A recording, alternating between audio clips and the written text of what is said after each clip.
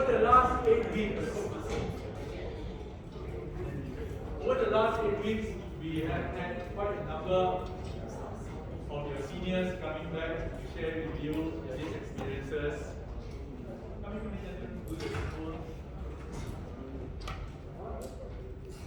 And year in, year out, I have recommendations from your seniors that perhaps maybe it will be good to introduce a little bit of financial literacy to someone of your age. Hence, the reason why I brought one of our good friends over there, Mr. Lim, to share with you a little bit about financial literacy for you. Okay? Even my son, when I spoke to him,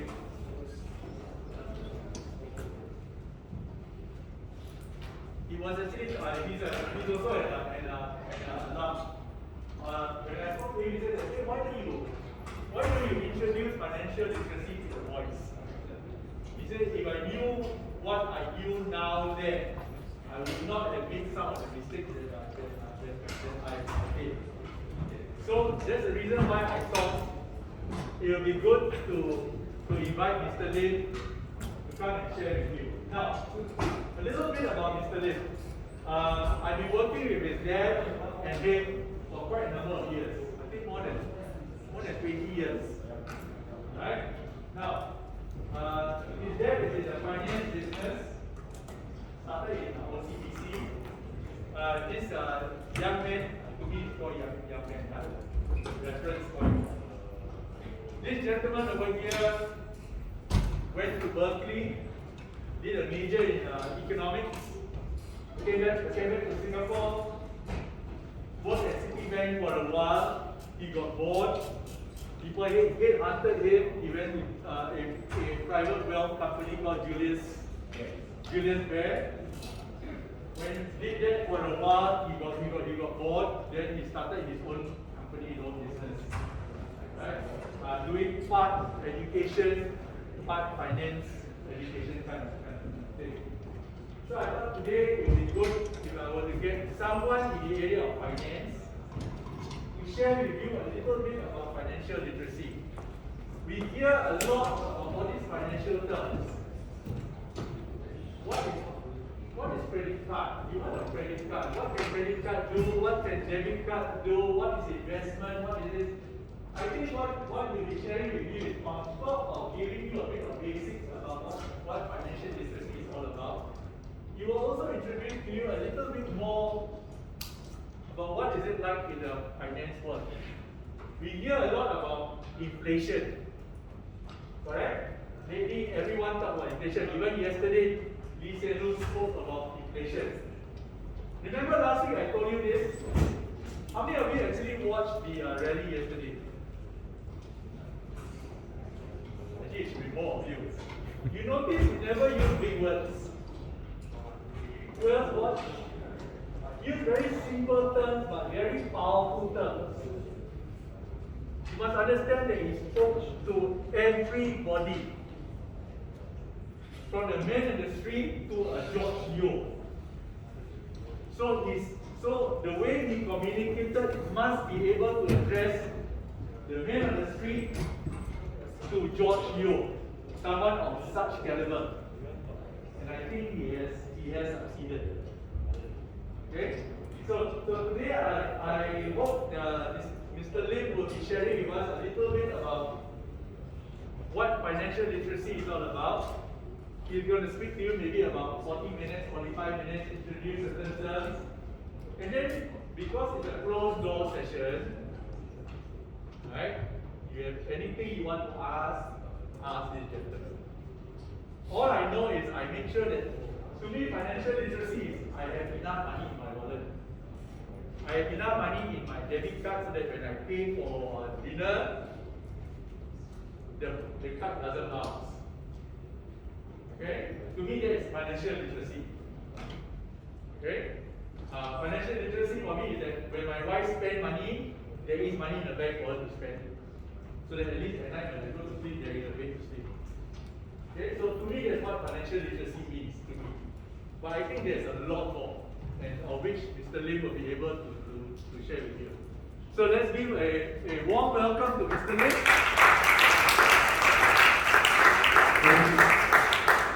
The floor is yours. Thank you. No holds barred and voice asking questions. Very happy with that. Okay, thank you, Joseph, for the introduction. Your teacher is not wrong. Part of financial literacy is making sure you have enough money, making sure that after the spending is done, you do have something to go home to. You're not selling the shirt off your back. So Joseph introduced me. I studied at Berkeley. I was working in the banks. And part of my decision to pursue a career in banking was because of my parents. I was born to a family of bankers. My mother was a branch manager at DBS. My father was the general manager of the Middle Eastern Bank for Asia Pacific. So my bedtime stories were quite atypical. Much of dinner conversation, bedtime stories, what have you, consisted of the things I'm going to talk about tonight. So I grew up thinking, everybody knows this, I know it, shouldn't everyone know it?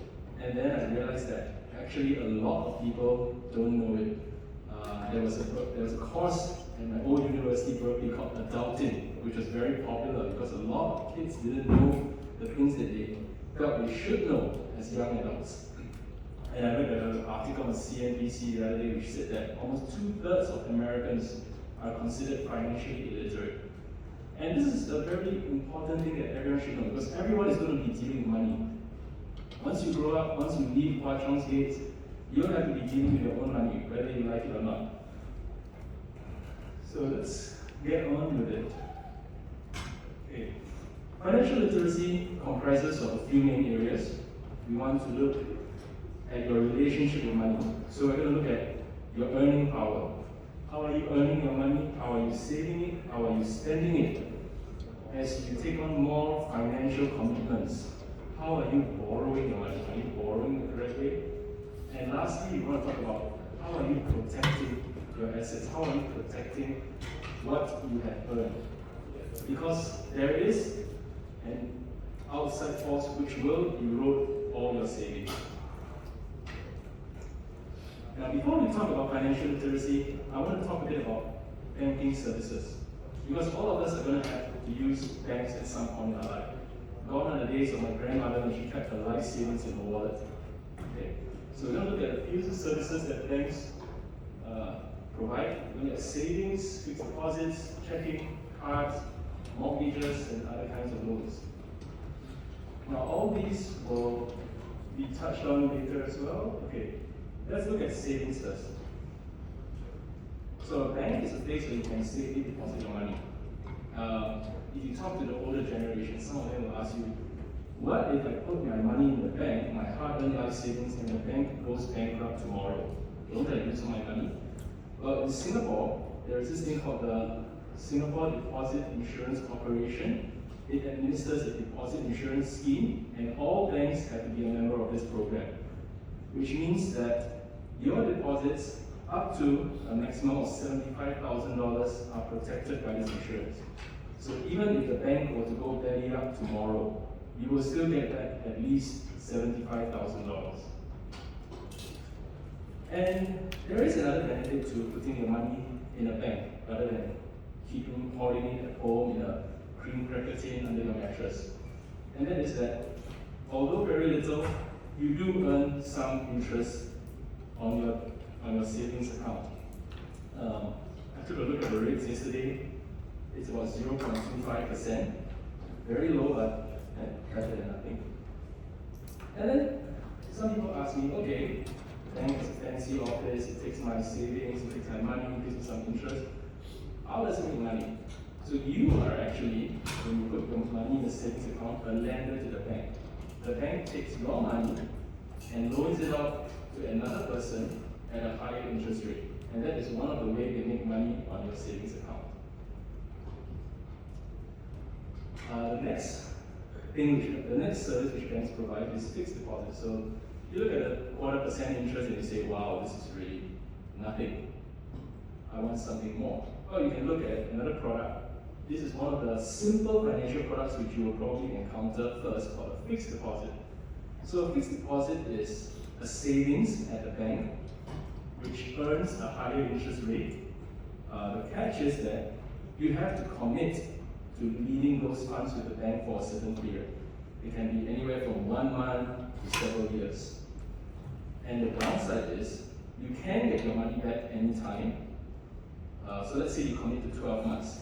You can get it back at the second month, third month, fourth month, etc., all the way up to the 11th month.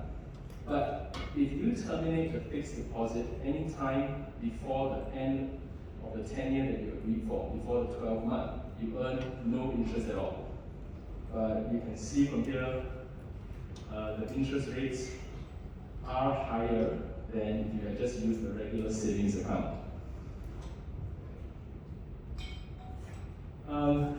You all wouldn't have checks yet, but I felt that since this is something that you will have to do in the future, it's good to learn it now as well. When I was a boy, I enjoyed writing out checks for my mother, like I said, so I just thought, maybe I should know this, but let's go through what you do for a check. First thing you have to do, write today's date. Before that, let me go through what a check is. A check is basically a form of written instruction to your bank to make a payment to another person or an organization. So you're going to write the name of who you're paying to. You have to write the amount out in numbers. You have to spell it out. So those of you remember in primary school, you're wondering why your teachers make you spell out all the numbers in words. It's so you can write a check. You sign it. And there are these little words here that say or bearer. If you only want the person you're making the check out to get the funds, then you want to strike out this word or bearer. So let's say I want to pay Mr. Tan $1,000. I'll write today's date, his name, the amount, I'll sign it.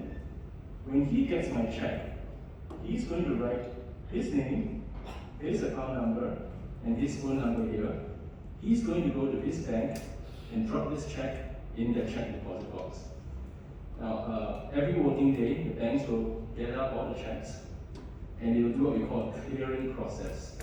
So the clearing process is basically Bank B, Bank A, taking the check from Bank B, going to Bank B and say, look, your customer wrote this to me. Alright, it's instructions to transfer some money to my customer. Please effect the transfer now. Then they will do their magic, and at the end of the day, Mr. Tan will see that his account has been credited with $1,000, and I will be very sad because I will see that my account is now down by $1,000. To be able to write checks in the future, when you open a bank account, you will need to specify whether you want a savings account, which earns interest, or a checking account, which provides you the ability to write checks, but which does not earn interest. Credit cards. You all have seen your parents use credit cards, I assume? Or is everybody using GrabPay, PayNow, PayLah? Well, when I was a kid, I would go out shopping with my mother. She would buy her groceries, she would buy whatever she needed to buy, and she would just rip out this little piece of plastic and she'll give it to the cashier. The cashier will do this thing and she'll walk out. And I said, it's magic. You don't need money. I told her, buy me whatever I want. Just use your credit card. Of course, that's only half the story of how a credit card works. Are you familiar with how credit cards work? Yeah? Okay. I see some people shaking their heads, some people nodding their heads. I'll just run through really quickly. When you go to a restaurant and you pay with a credit card, what's happening is that the bank is extending you a line of credit, hence the name credit card, to make the payment at the restaurant. You don't have to put up anything at the moment. Once a month, the bank is going to issue you a statement saying you spent some money at this restaurant, let's say $150. Now I need you to pay me back because I extended credit of $150 to you to make this payment. Okay, so that's the gist of how credit cards work.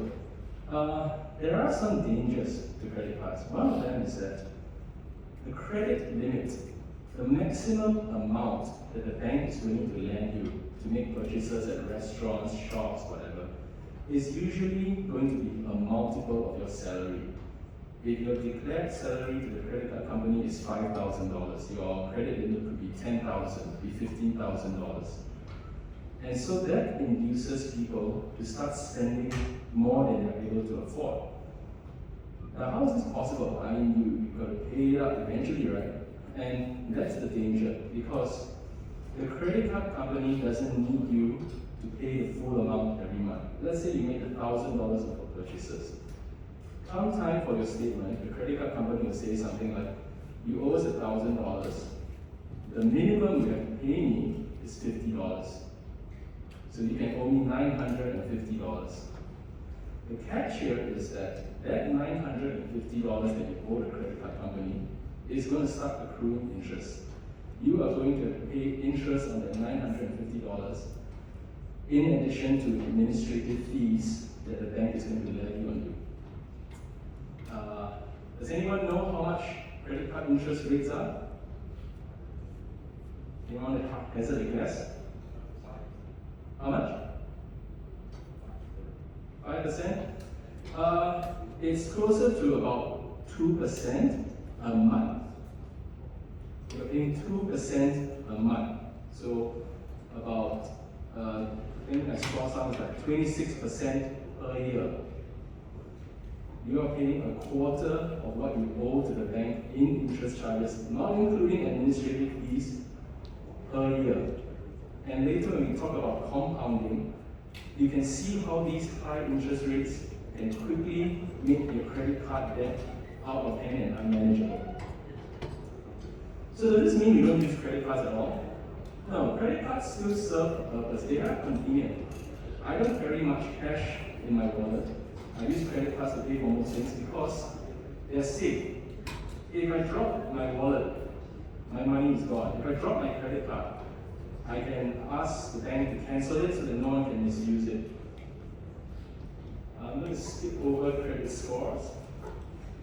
Oh, and probably you can earn some little perks like air miles and rebates on credit cards as well. So another safer option for some people who know that they don't have the discipline in controlling their spending of credit cards. Another option is debit cards. They work kind of like credit cards. You go to a restaurant, you let the cashier swipe your credit card, he makes the debit.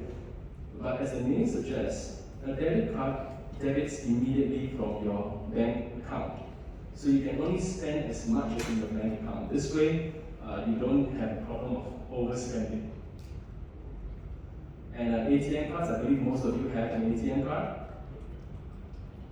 Yeah? So an ATM, when you open a savings account, an ATM card is issued by the bank. You have a PIN number associated with it, and it lets you withdraw money from the ATMs of the bank. I'm going to skip over loans for today. Basically, a loan is when you go to the bank and you say, I need to borrow money to spend on something. But I want to talk a bit more about mortgages, because this is something that most of us will have to use in a lifetime. For those of you lucky enough to never have to use a mortgage, congratulations. A mortgage is a form of secured loan. What do I mean by secured loan? The bank lends me the money, but in exchange, I sign an agreement with the bank saying that if I can't pay you back, you can take over my home.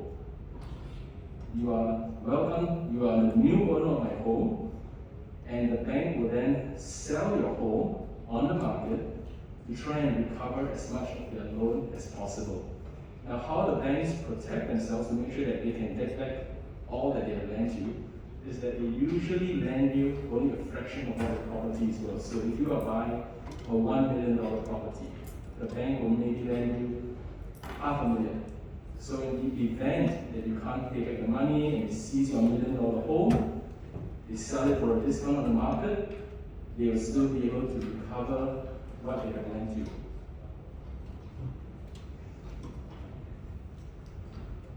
So when we talk about financial literacy, I talked about savings, earnings, savings, spending, borrowing. All that comes under a bigger topic of budgeting. And this is what is very important for all of you at this stage when we come to talk about financial literacy. What are the steps to doing effective budgeting? The first thing you want to look at is how much money you have coming in. At this point in your lives, I don't think many of you are working yet or even doing part-time jobs. So when we talk about income coming in, we're probably talking about the allowance that your parents give you. I want you to look at to do proper budgeting, I want you to look at your allowance. Look at the constant amount that is coming in. Don't include your birthday bonuses, your New Year angpaos or things like that. We're looking at the constant income that is being given to you by your parents. Next, capture all your expenses every month. Everything that you spend on, be it your mobile bills, money you spend at the canteen for food, transportation, anything that involves taking money from your pocket and putting it into somebody else's pocket, you have to capture it under expenses. So when you take your monthly income minus what you spend every month, what you're left with is your net income. Okay, next, look at your spending. You need to categorize your spending. List all the, take your spending. The most effective method I've seen is to divide it into fixed expenses and variable expenses. What do I mean by fixed expenses? We're talking about things that you have to spend on no matter what. If you stay at a boarding school, you have to pay a certain amount every month. You can't change that. You have to pay or you're out on the street. Your mobile phone bill, unless you don't want a number anymore, you want mobile internet, you have to pay that every month. Money that you spend at the canteen during lunchtime, you have to eat. Variable expenses will be things that happen not on a regular basis and which you don't really need to spend on. Birthday presents for a friend, restringing a tennis racket, buying new clothes. You don't have to do all these things all the time, so we'll list these as variable expenses. You want to look at these two things to understand where most of your spending is coming from. Because that's for the next two steps. So now you know how much money you're having, you know how much money you're spending. Let's make some goals. You want to make some short-term goals. Then it could be something fun. Buying a PS5, if you can find one. Buying a new graphics card. Buying a new pair of running shoes. You need to save to be able to afford those things. Long-term goals. Those of you who aspire to go overseas to study, maybe you want to start saving up money for the plane ticket or for a holiday with your family. And don't forget, your goals can change over time if things change. If for some reason your income starts going up, you're going to have loftier goals. If for some reason expenses start going up, you'll have to adjust your goals accordingly. So goals, you want to do goals because that's going to keep you motivated for doing the hard work of budgeting. So now you have how much money you have coming in, how much you're spending, you have what you're working towards, it's time to make a plan. If you see that you are spending too much, this is the time to take action. Well, there are two things you can do. You can increase your income, but usually that's harder to do, and it takes time for a person who's working, for example. They don't get a raise overnight. They don't get a new job just because they're looking for it. But where you can increase your net income quite quickly is to cut down on your expenses. And between fixed expenses and variable expenses, you will find that it is much, much easier to cut down on your variable expenses. You don't have to buy a fancy new pair of shoes. You don't have to buy new sporting equipment. But you have to pay the boarding school if you're staying here. You have to pay your mobile phone bills. So you will see that the easiest place to make some quick cuts is in variable expenses. Fixed expenses, a little bit more difficult, but basically you need to differentiate between what you want and what you really, really need to spend on. Okay, so that's a quick take on how you can do budgeting. Any questions at this time? No? Okay. So just now we talked about credit card debt and how once someone is in credit card debt, they start owing the credit card companies money because they spend more than they are earning every month and they can't get out of that hole. The thing that really gets you in trouble is when compounding comes into effect. I read this quote, I don't know how true it is, but it makes a lot of sense. Albert Einstein once said, "Compound interest is the eighth wonder of the world. He who understands it will earn it, and he who doesn't will pay it." So let me illustrate how powerful compounding is with a simple example. Let's say in the first scenario, you are going to take $100 every year and put it into a savings account that earns no interest. So year one, you have $100, year two, you have $200, year three, you have $300, and so on. In the other scenario, you are going to take $100, put it into an investment product that gives you 10% interest every year. And you're not going to do anything else. You're not going to add any money to it, you're not going to change the interest rate, you're not going to take any money out. Every year, whatever interest that you earned goes back into the account and earns interest again the next year. So the blue line represents the account, how much money is in the account that does savings only. The orange line represents how much you have in the account that earns 10% interest. Now you see that they kind of intersect around year 40. After 40 years, my simple account, which just had $100, will earn as much as the account where I was putting in $100 every year. And by about year 50, it will have the interest-bearing account is going to have about twice as much as the savings account. And you will see this effect of compounding in the next slide even more clearly.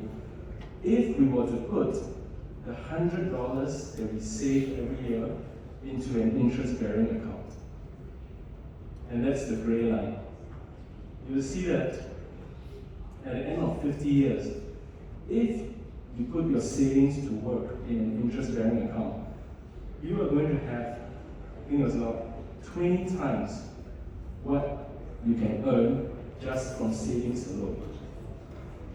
Now remember, compound interest is a double-edged knife. If you have savings, you are going to end up on the good side of it. You're going to have, hopefully, more money than you started out with. If you have credit card debt, because of the compounding effect of interest, you are going to wind up with an unmanageable amount of debt. Something I wanted to talk on as well, is related to compounding, is what we call the time value of money.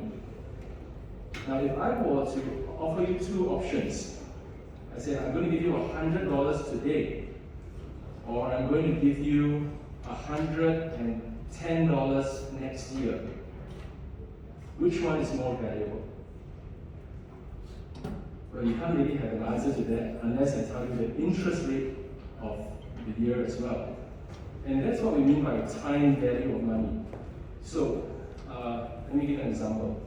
If the interest rate today is 10% per year, if I gave you $100 today versus $105 in a year's time, which would be more valuable? Alright, so the answer is I would prefer to have $100 today, because at a 10% interest rate, in a year's time, my $100 is going to be worth $110, which is worth more than the other option of $105. So the simple formula there, future value of money is the present value of money, and this is what I give you today, multiplied by the interest rate to the power of how many years. So if it's 2 years, n will be 2. If it's 3 years, n will equal to 3. R represents the interest rate.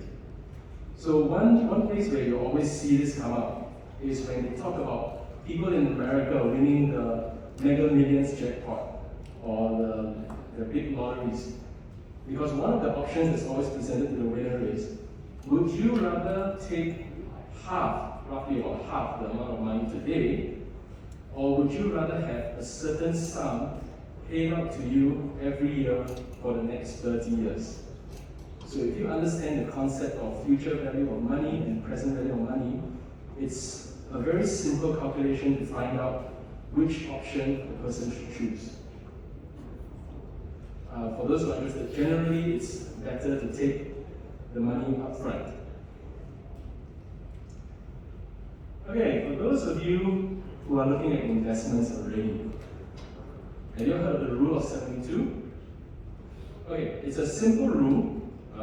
Ask your math teacher how to calculate it, the math escapes me. But it's a simple rule to calculate how many years it takes for your investment to double.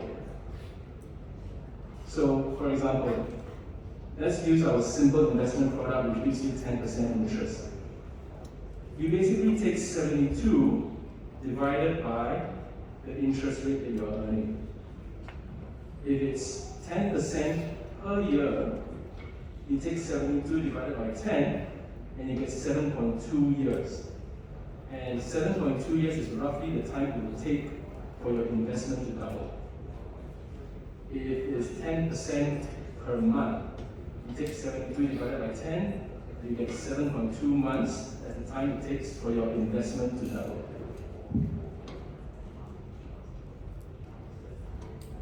Okay. Now, inflation is something that I'm sure all of you have heard about this year. You've heard about it in America, in Australia, in the UK, even in Singapore. And it's not a new thing. Inflation happens almost every year. It's just that in these couple of years, inflation is extraordinarily high. In America, it's hit a 40-year high of over 9%.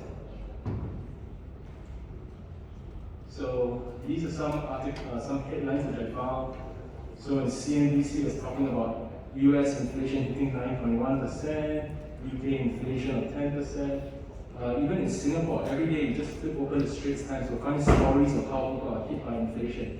I have a couple of young kids in school, and they were telling me that prices of food in the canteen have gone up as well. Have the prices here for food gone up as well?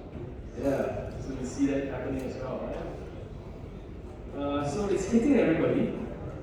However, inflation hits different demographics of people differently.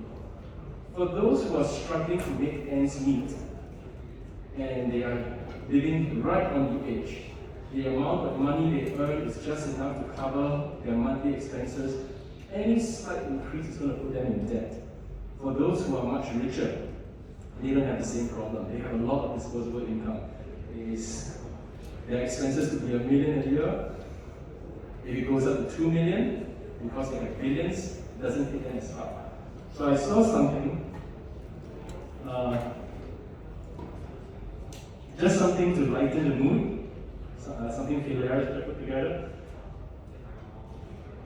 I want to talk a bit about how different people feel when inflation happens. So when inflation happens, the first thing that happens is the cost of everything will go up as well. So when oil prices went up, so when I go to the pump, I used to pay about $2.70 a liter. At one point it was $3.30 and higher a liter. So when petrol prices go up, the price of transportation goes up, the price of the bread that you buy at the supermarket goes up, the price of canteen food goes up, everything goes up. Usually what happens when there's inflation is that salaries of people will go up to match inflation because people will demand higher salaries. They say, I can't live the same way I did on the same salary. But then what happens after that? The price of everything goes up, the salaries goes up, then the corporations go, well, my cost of production went up, so I'm going to increase my prices again. And the whole cycle starts again. So this is how it feels like from the perspective of different people. The corporations go, I don't care if prices go up, I'm going to increase my prices anyway. You would have heard about oil companies raking in billions more in profit during these few months. The new generation, those who are just starting out to enter the workforce. What's the highest price for a HDB flat now? Government housing, $1.5 million. I think that's quite unheard of in any other country that government-sponsored housing is in the $1 million range. And that leaves a lot of young people worried. Those who are earning minimum wage, like I mentioned, just making it by every month, and now prices go up, even up by $100. It's tough for them. The middle class, those who are trying to put their kids to better schools, and you tell them, you are just making it, just getting comfortable, and now things start getting more expensive. As I mentioned, inflation hits and impacts everyone differently. For the rich people, they go, I can afford it, I can wait it out. Eventually inflation will come down, and I'll be okay. And at the very top, you have the Elon Musk of this world. You just look at inflation and it goes, really? Something happened? Okay, but back to inflation. Now, in an ideal world, inflation wouldn't be so bad, like I mentioned. The prices of things go up, salaries go up, which is why starting salaries nowadays are much higher than starting salaries, like for example, when my parents started working, or when your parents started working. That's all the effect of inflation. But the problem is, when the price of the things that you want to buy goes up much, much faster than your salary, you start to find it hard to afford things. So let's just look at housing. Housing in the US. So I found this handy chart which plots housing price increases against household income increases. And you can see that the rate of income increase has not caught up to the rate of housing price increases. And you see a similar pattern. This is for the US, this is for Singapore as well. Don't just take my word for it. Don't just look at the chart and believe that prices are going up. Let me tell you the experience, a personal experience. So my parents, they were very fortunate. When they came to Singapore, they both had master's degrees. So when they started work, they were at the upper end of the salary scheme. They started about, 50 years ago, 40 years ago, and they were earning about $1,000 each per month. So they pulled together all their savings, and they bought their first apartment, somewhere here, I think, somewhere. And that cost them $70,000. Okay? Fast forward to today, that same apartment now is on the market for about $1.5 million. So an increase from 70,000 to 1.5 million. But you say, it's not so bad. Starting salaries have gone up, right? So the new generation with their new, shiny, higher salaries should be afford this new, more expensive housing. Yes, starting salaries have gone up. So someone in that position with a good starting salary, maybe could now earn, let's say, $8,000. But that means that starting salaries have only gone up 8 times. The price of the apartment has gone up 21 times. When my parents bought the apartment, it cost them, each of them, about 17 months' salary. That same apartment today costs around 190 months' salary. 190 times 8,000. not times 1,000, times 8,000.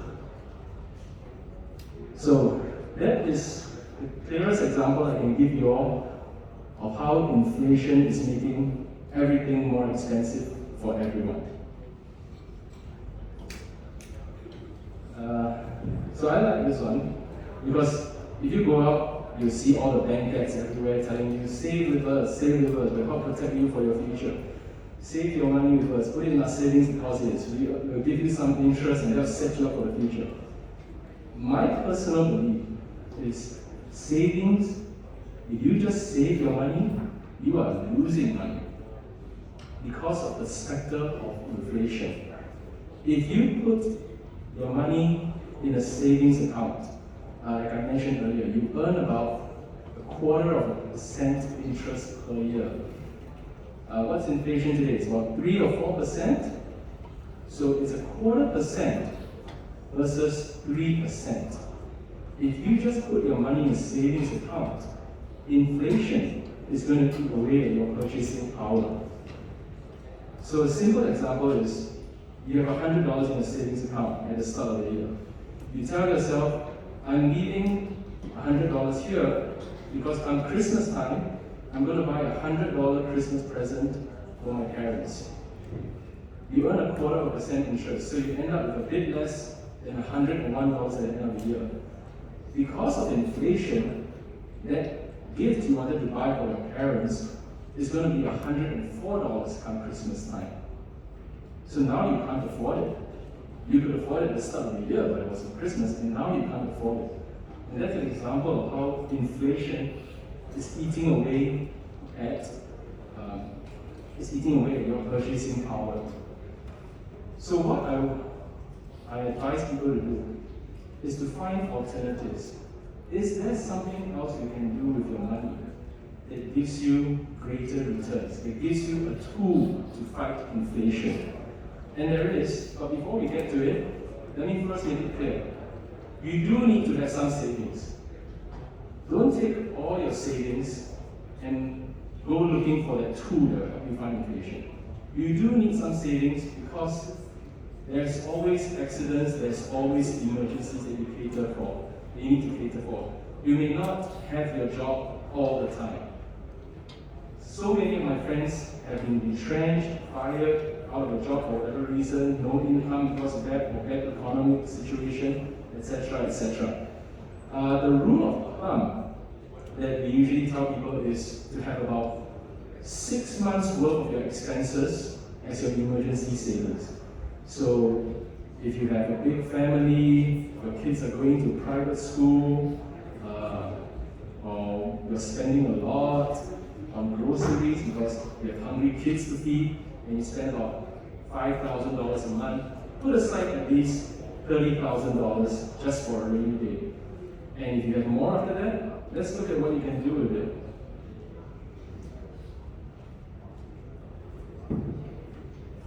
There are many things you can do. Some people will say, I am going to fight inflation by putting my savings into a startup. I'm going to be a big, rich boss, and that's going to be my retirement ticket. That's going to be how I'm going to fight inflation. I'm going to have a company that's growing 20% every year, earning me 20% more every year, and that's how I'm going to fight inflation. Some other people will say, I'm going to look at getting a raise, getting a promotion, getting paid more every year, and that's how I'm going to fight inflation. My own preference is, I say, if you want to pursue a business, if you want to pursue a career, fine. But at the same time, you can also look into investments. Now, the definition of investment is an activity that you do in the hopes of earning income, additional income, or profit over time. So you can look at investments like buying a property and renting it out. That provides you income over time. You can look at buying an object and selling it at a later time for a higher price. Myself, I used to play table tennis, so I understand the sport quite well. I buy certain limited editions of table tennis bats to keep and sell at a later time. And I do that because I understand the sport, I understand the market.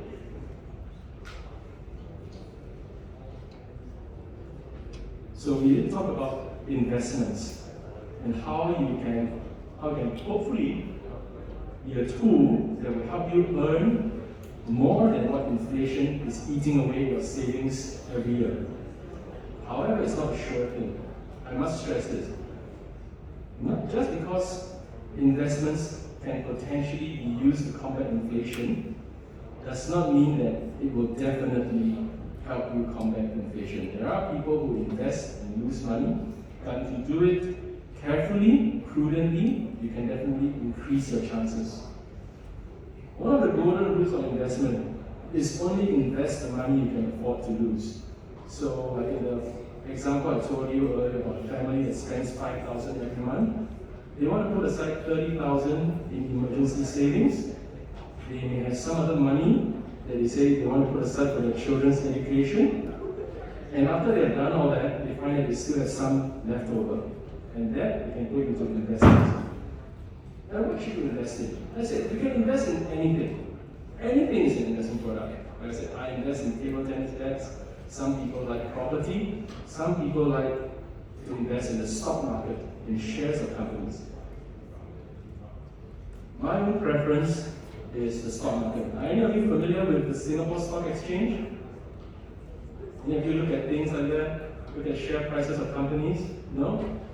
Okay, that's a whole other topic, which, if you all ask Mr. Tan nicely, I can come back and talk about it as well. So I'm just going to run over this quickly.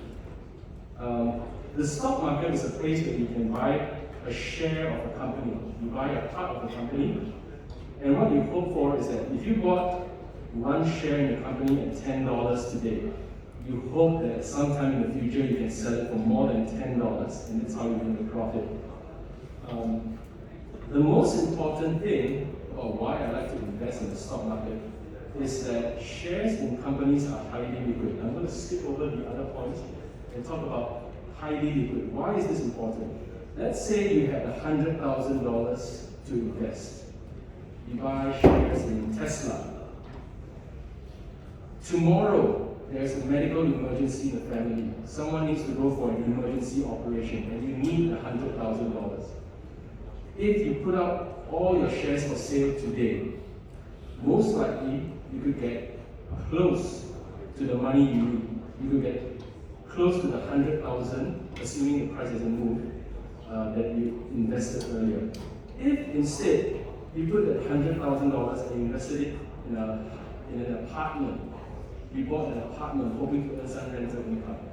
If you tried to get the 100,000 back as fast as you could, it could take you weeks to sell the apartment and get your money back. And that is one of the main reasons why I prefer the stock market. So let's look at the 10-year return for several US stocks and why I say investing can potentially be a tool to combat inflation. If you had invested money in any of these 4 stocks 10 years ago, these are the cumulative rates of return that you would have earned. So if you had put $1 million or $1,000 in Apple, you would have earned 10 times your money back. If you had put $1,000 in Tesla, you would have earned 200 times of your money. But not every stock is a sure thing. Not every share that you buy is going to give you those stratospheric returns that I look at. Those are just some of the prime examples. It is possible you buy a stock here and you end up here. This is a very real possibility as well.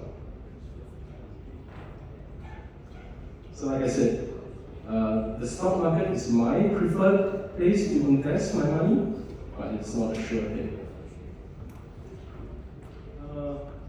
I'm not going to talk about index trackers, but I'm not going to talk so much about it, but if you are looking in the future to invest in the stock market, one thing that you all can look at is a product called index trackers.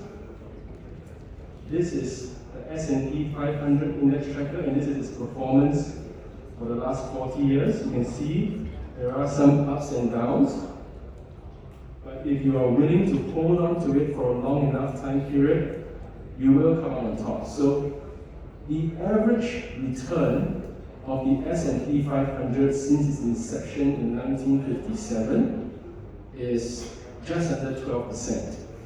But that is assuming that you have held it through all the ups and downs. And that's why we say you should only invest the money that you can afford to lose, because that will be money that you are most likely able to hold through all the ups and downs.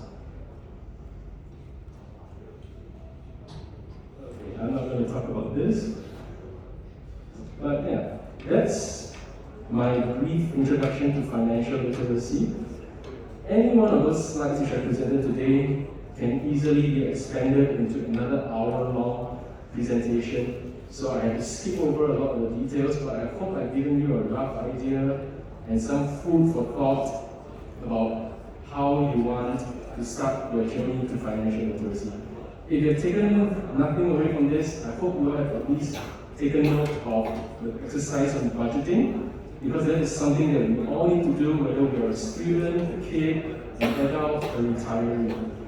If you have any questions, that's my email up there. We're going to have a Q&A now. You can ask me here. If you prefer, you can email me as well. Okay, thank you everyone. Right, gentlemen.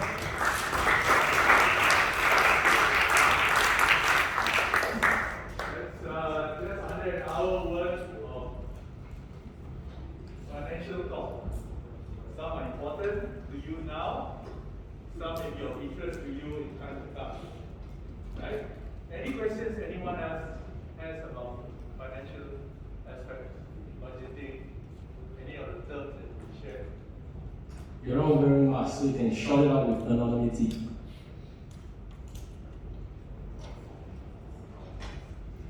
Yeah. Sorry? So like I told you, I like the stock market for the reasons I listed. It's well regulated. So I used to play a lot of collectible card games. I collect the cards. A lot of them have gone in value. But I just found out from my friends that there's a lot of counterfeits. So I worry about that. Whereas if you buy a bond or a share of a company, you're not going to find a counterfeit share. A lot of information is available. You can educate yourself easily reading CNBC, Bloomberg, Forbes, Fortune. Take a pick. You can invest very small amounts. If you're going to buy an apartment, that's a few $100,000. Nowadays, you can even buy a fraction of a share. So you can start going into Apple for less than $100. You can invest in international markets. If you think the Singapore stock market is in the doldrums, you think there's nothing to be done here, buy something in America, buy something in the UK. Nowadays, it's so easy.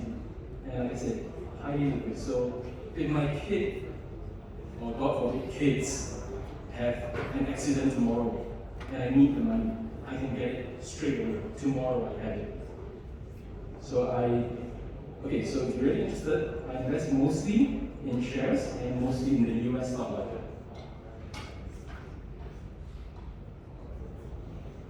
Anyone else? Yes?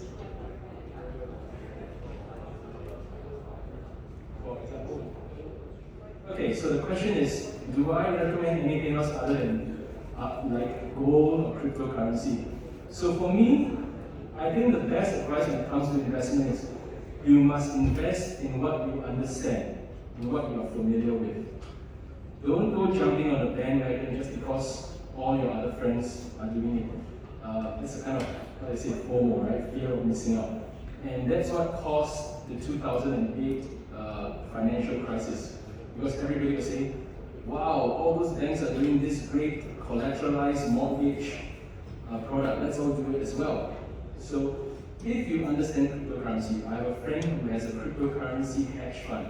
He understands it very well, his staff are experts at it, he tried to explain it to me, I could not make head or tail of it.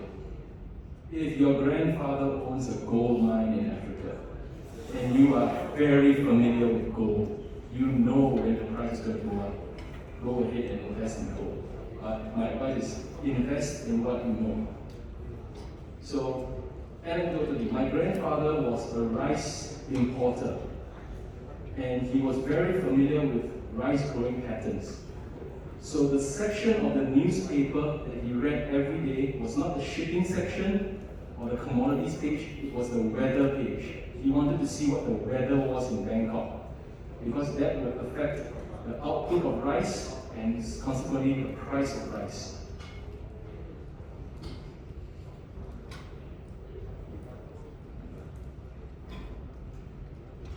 Letting go so easily. No other questions? You can email Mr. Tan and Deng Gao before secret. Anyone else? Anything about budgeting you are interested in? Come on. This point of time, maybe I think 80% or 90% of what Mr. Lim shared with you may not be of real interest to you today. Okay, but it's time to come, it will. But when it comes, it'll be interesting for you to know that, we talked about it when I was in Sec 3 and Sec 4. At least you will know there are certain information. I think like what we did was group dinner a few weeks, right? A lot of your seniors came back and said that when they were here, just eat out, hopefully we ate that. Then when they eventually go out, they start their own family, then things starts to click. Right? So what we're trying to do now is to give you some information. Today it may not be of concern to you. When I got married, I stayed in a 3-room flat for $5,900. I got a 3-room flat. And then a few years later, I shifted, and that 3-room flat, a slightly larger one, became $30,000. And then I shifted to Ishan 4-room flat for $120,000. I get very impatient. After 5 years, I shift. In fact, now my wife tells me if I shift, she will divorce me. My daughter says if I shift, she will disown me. I get very, I don't like to stay in one place very often. And then from the 4-room, I moved to a 5-room in Ishan, of which I paid $400. But every time I moved, I got more than what I paid for after a 5-year stay. Okay? And then today, someone offered me $1 million for my 5-room flat in Bahia. Almost $1 million. You know who to ask for free lunch from? I haven't sold yet, so I'll just give you a sandwich. So, that in a way is a form of investment. Right? So if I really need, this is what I do. This is what I will do. Okay? So maybe investment at this point of time may not be your cup of tea. The cup of tea is basically, do I have enough money to buy the next pair of small shoes? Or that jersey that I want? How do I go about getting that? Got me? Okay? Right. If there's no, anyone else have any questions to ask? Yes.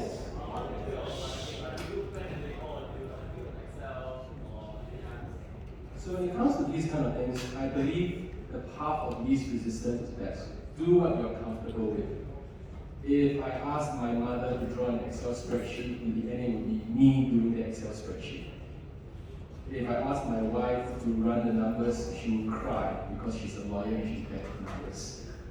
So take the path of least resistance, take what feels most comfortable to you. If you like to keep everything on pen and paper, or you like to use an app on your phone, you like to take pictures of the receipt so you know in an instant whatever you have spent, do that. Do what feels most natural to you. So, yeah. Can I ask you something? How many of you actually know how much you spend a week? Very good. Oh, I'm very impressed. Very good. Hey, very good. will happen. For those of you who do not, this is a good habit. Knowing how much you spend a week gives you that confidence to know that you can afford certain things as and when you need it. Okay? Alright? Anyone else? Or do you have any other questions, please? Yes. Forex. Okay, Forex, it's short for foreign exchange. So, for example, maybe I've seen in the news recently that one Singapore dollar is now worth how many ringgit? 3.5 ringgit? 3.3. So that is foreign exchange. How much your currency is worth in another currency? Now you're asking about Forex as a form of investment or just Forex? Okay. Forex as a form of investment is also possible, but I feel it's something that I found difficult for a few reasons. When you invest in the stock market or in property or whatever, there are certain business hours. The Singapore Stock Exchange opens at 9 o'clock, it closes at 5 o'clock in the afternoon, and then you're done. New York Stock Exchange opens at 9:30, closes at 4:30, you're done. If you wanted to deal with Forex as a form of investment, you never sleep. Because if let's say you're doing Japanese yen, US dollar, someone, somewhere, some market is open, and the numbers are moving all the time. My father's head of Forex needed to go for a triple bypass heart operation. He was, I don't know how many hours he was under the knife. When he woke up, his wife was there, and the first thing he asked her was, what is the US dollar to the yen right now?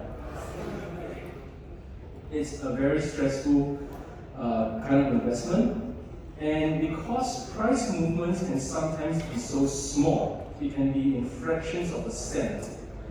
To make any meaningful investment, to earn any meaningful amount, you either have to put in a lot of money or you have to borrow a lot. So the head of OCBC Private Banking used to joke with me. He said, if you borrow to trade in foreign exchange, out of 10 times, you are going to lose money 11 times. So, not impossible, but I'm afraid I can't give you much advice because I was always a bit too terrified by it. I like my weekends. I like to have time to myself. But if you want to be a forex trader, come and talk to me. I have friends in the industry. Maybe set you up an internship. What's your interest in that? What's your motivation for that question?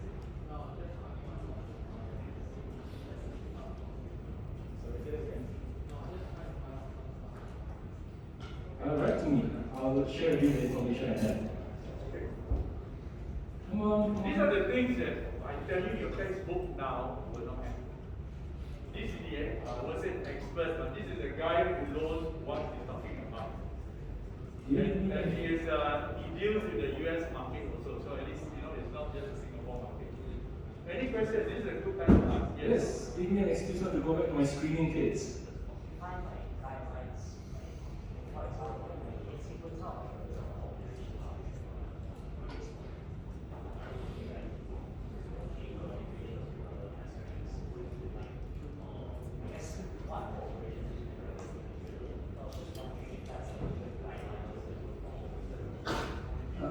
Okay, yeah. So he's asking me, the question asked was, the very famous consulting firm McKinsey puts out guidelines every year on which corporations people should invest in. Is that correct? Yeah. And how closely we should follow all these.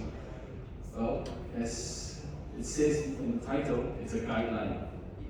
If they knew which company would be profitable to invest in, they wouldn't be working at McKinsey putting out guidelines. They would be setting up their own hedge fund and making billions. But as all of you have heard of Warren Buffett, famous investor, so I was reading the book from his mentor called The Intelligent Investor, and I think he said it best. He said, there is no way you can guarantee a profit from an investment. But the more research and the more homework you do, the better your chances of making a profit. So take all the resources that are available to you, read as much as you can, look at the company's balance sheet, look at the market outlook, look at whatever you can get your hands on from a reliable source and make your informed decision. It's probably not a good idea to just count on one source. After all, for a trade to happen, for one company to be bought and another company to be sold, someone must be positive on it and someone must be negative on the company. And that's why a trade can happen. So read out as much as you can, find out as much as you can, and then decide, do you want to put your money there? Oh yeah, don't fall for those YouTubers who say, I just need 1 minute of your time. Okay? If 1 minute of your time was all that was needed, this guy wouldn't be teaching classes.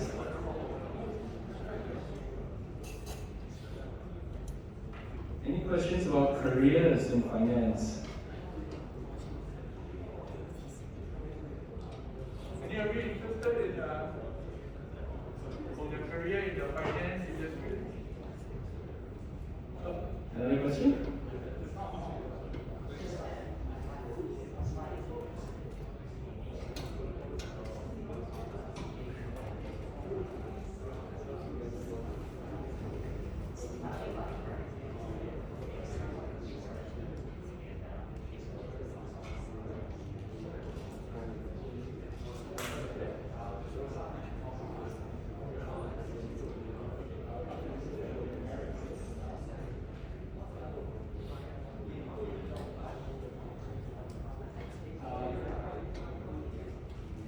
Okay, a question was asked, what's the day-to-day job like of a banker? Can you tell me that specifically? Like, do you have an idea of private banker?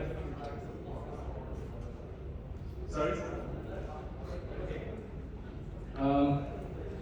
The question asked was, what's the day-to-day life like of a banker or someone in the finance industry?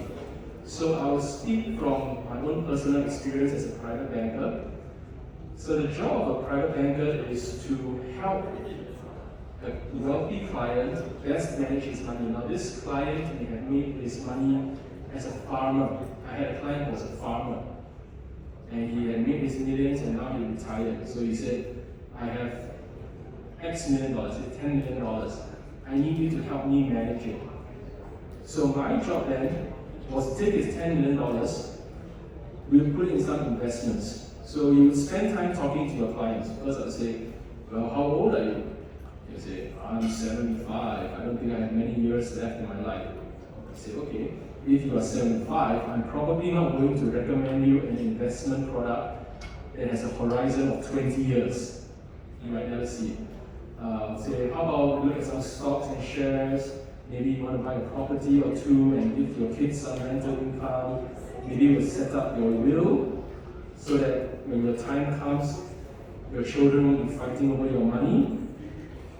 I may tell them, well, you are already doing your farm in America, maybe you want to diversify and look at stocks in Asia instead. I recommend him some stocks which we feel are profitable and which fit in line with his investment profile. And that's much of what we do. Of course, we have to monitor the markets, we have to inform our clients when things that they have invested in have risen or dropped in price. We spend a lot of time with our clients understanding their needs. We leave most of the hard number crunching to other analysts, but we have to understand it as well. So if you are looking at a career in banking, a degree in economics is not the worst thing you can do, but something in statistics may help as well if you are more interested in computer science kind of thing. You're looking at high frequency trading done by computers. You're looking at using algorithms to buy and sell shares. When the share price hits this amount, buy this number of shares. When this amount of shares have been traded on the market, buy 100 shares at this price, things like that. So a lot of professions can move you into banking. There is no degree of banking, or no degree that says this is a finance degree per se. that. And one city banker I knew was a physicist, another was a biologist. So, yeah, variety of degrees can get you into banking.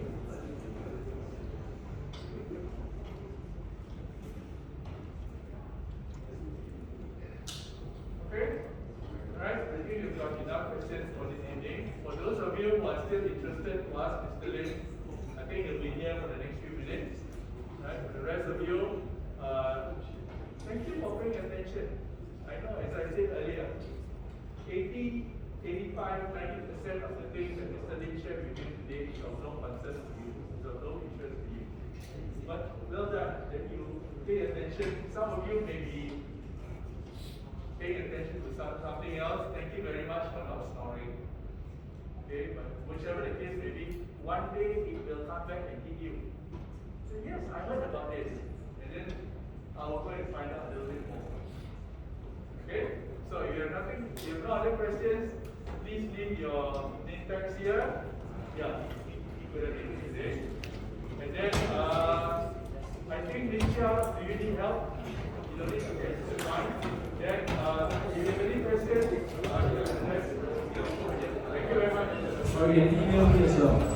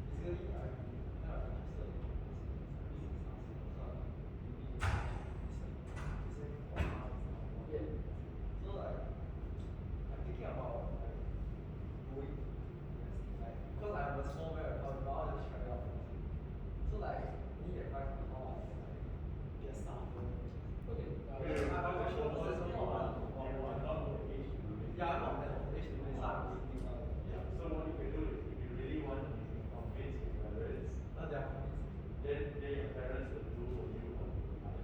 Yeah, basically your parents are. Okay, so like what's the age? 21. Okay, so okay, then like when like how Okay, first of all, do your parents use a bank? Or yeah, they use like people like you. Oh, Yeah. okay. So like I wanna try it out myself. Okay. But I know it's like high risk, high reward. Okay, not necessarily. If you want to convince your parents, here's what you can do. There are some platforms like interactive brokers. Okay, go search on the internet. They have what they call a paper trading account. So you trade there, but take money. Take money. Then Okay. I've been trying or like, but then I've never like. I use a free one, so you can't just start like. Then you start off with a small amount.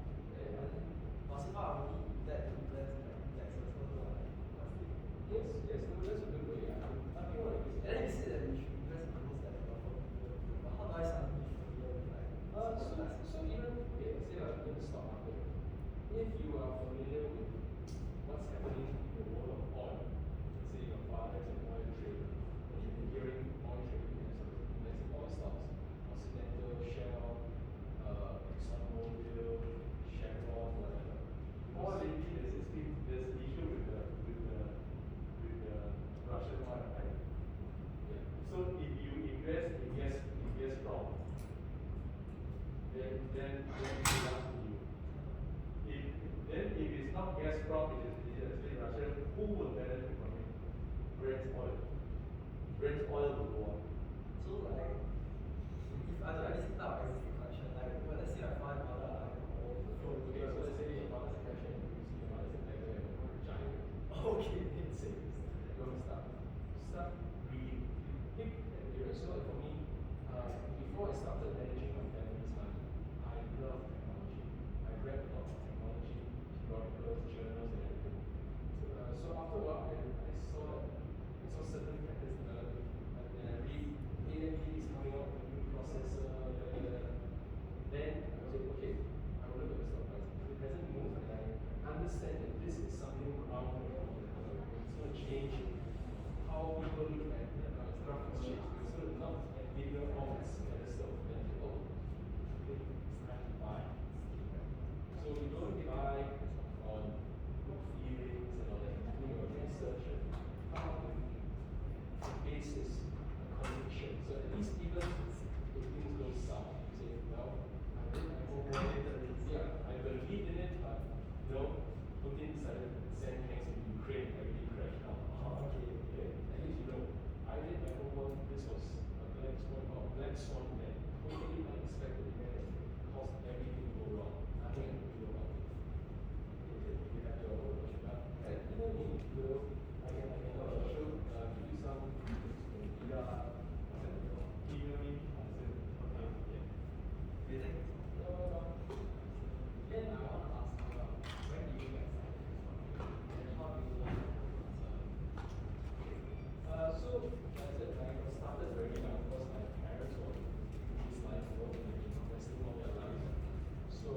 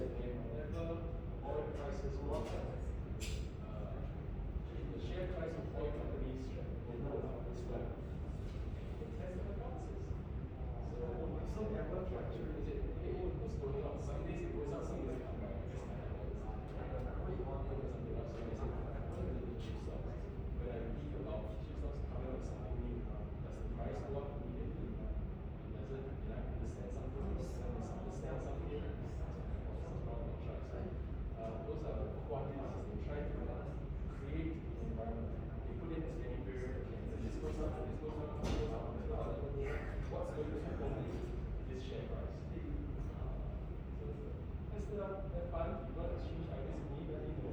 Just email Mr. Tan. That's a discussion for you.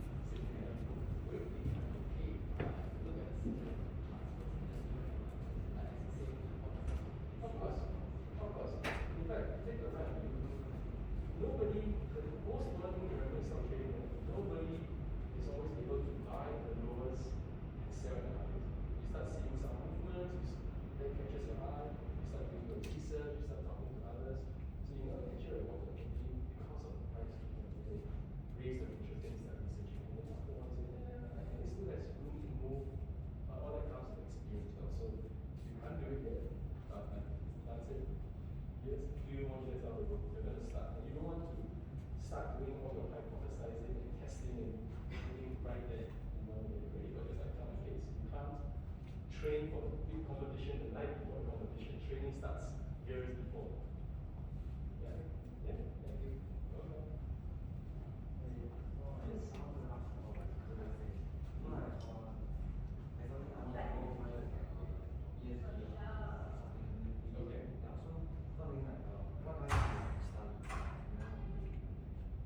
I think at this time no one really knows because there's still a lot of flux around what ESG is. There's a lot of conflict, there's a lot. So it started out very positively. People saying, wow, this is great, we're going to save the planet with this. And then suddenly someone goes, why is ExxonMobil in basket of ESG stocks? Why are crypto counters which burn so much energy inside here? So what happened was that I think there was good intentions behind it, and then they found out that a lot of younger investors said, I'm going to buy this counter, this stock, or this financial product just because it's ESG. And then the financiers found a way to include other counters which shouldn't be in there that they wanted to sell using ESG. So I think at this time, no one really has a clear, no one even has a clear idea on what ESG is. So are you looking at a career in sustainability? Yeah, I really use them all the use of my Okay. Okay. And tell you what you do. PSC is now pushing. You know what PSC is? Public Service Commission. The one that provides scholarship. They are starting. They already started a new branch of scholarships that deals with sustainability and ESG type things.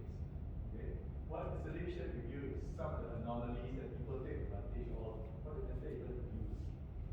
But what PSC is doing, or what the government is doing, is they see that this is a growing industry. It is an important industry, right? It's a what you call a blue ocean industry, right? So what they're doing is they will offer you scholarships in any field of study, so long as you come back and you engage yourself in an industry that deals with sustainability. Trust me, I am like you. Next year I will be pushing the school strategy on sustainability. I don't need next to nothing beyond what I already do. And then I found out that everyone else is in the same position as I am. Okay? I'm here to save the planet. I'm sorry, the planet doesn't need you to save. The planet has been around before humans became ape. It will be around after humans get extinct. You don't need to save the planet, but we need to save ourselves because of climate change. So a lot of things may happen, will happen, and so on and so forth. We see some of the results of it. Alright? So it's not just one discipline. It's not, I need to get a degree in some banking, finance, or environmental knowledge. It's a multidisciplinary approach, which means that you will, if you are intending to do this, you will get a scholarship in different disciplines, different fields.